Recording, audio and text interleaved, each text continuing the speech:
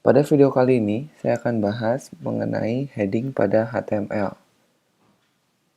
Seperti yang kalian lihat di Sublime Text saya sudah membuat satu folder baru dengan nama latihan 4 dan satu file HTML baru dengan nama heading.html.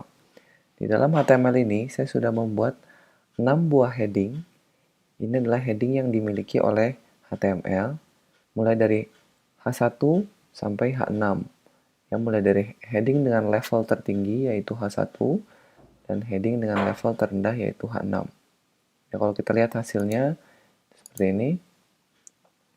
Ya, jadi H1 memiliki ukuran font yang paling besar, sedangkan H6 memiliki ukuran font yang paling kecil.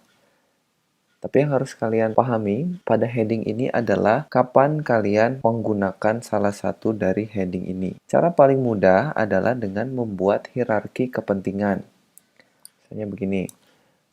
Jadi misalnya kalian ingin membuat headline sebuah halaman atau membuat judul pada artikel di blog Anda. Itu kalian bisa menggunakan H1 karena menurut saya itu adalah elemen paling penting di dalam halaman kalian. Ini adalah judul artikel dan setelahnya misalnya kalian punya isi artikelnya. Nah, jadi H1 ini adalah heading paling utama yang ada di dalam halaman artikel kalian. Mungkin di dalam artikel ini kalian bisa punya subjudul. Maka kalian bisa punya H2, ini subjudul, lalu kalian bisa punya subbodinya. Ya, jadi harusnya H1 ini adalah judul paling penting yang ada di dalam sebuah halaman. Analogi lain yang bisa saya kasih adalah ketika kita membuat artikel ilmiah atau laporan, di mana di situ kalian menuliskan ada bab 1, bab 2, bab 3.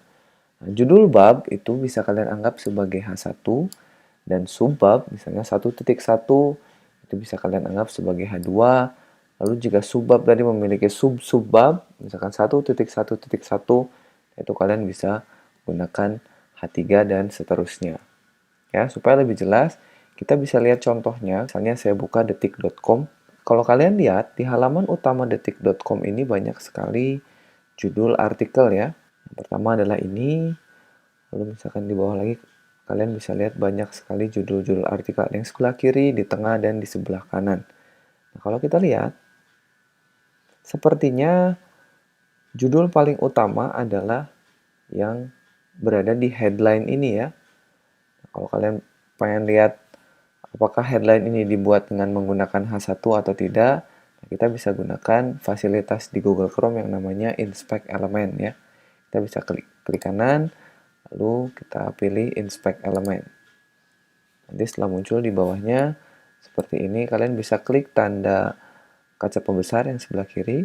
Kalian bisa klik, lalu kalian arahkan ke elemen yang kalian ingin tahu. Misalnya yang ini ya. Kalian klik di sini. Nah, kita bisa lihat bahwa judul halaman ini dibuat dengan menggunakan H1 ya, betul. Jadi karena ini adalah heading yang menurut saya paling penting. Ini mungkin biasa disebut headline. Lalu kalau kita scroll lagi ke bawah, misalnya ada judul lagi yang ini. Nah, mungkin kita bisa lihat apakah ini dibuat dengan menggunakan H1 atau tidak. Kalau kita klik, nah ini detik.com membuat judul artikel ini dengan menggunakan H3 karena ini judul ini merupakan judul yang subnya atau di halaman ini judul paling penting adalah yang ini dan di bawahnya level di bawahnya adalah cerita yang ini. Tapi kalau saya klik cerita ini dan kita masuk ke halaman dari artikel tadi, sekarang kita lihat halaman ini mungkin sekarang judul yang tadinya H3 kalau kita sekarang lihat ini berubah menjadi H1 ya. Karena di halaman ini sepertinya judul ini adalah judul yang paling penting dibanding judul-judul yang lainnya. Ya, mungkin itulah bagaimana cara kita membuat sebuah hierarki kepentingan dalam sebuah halaman.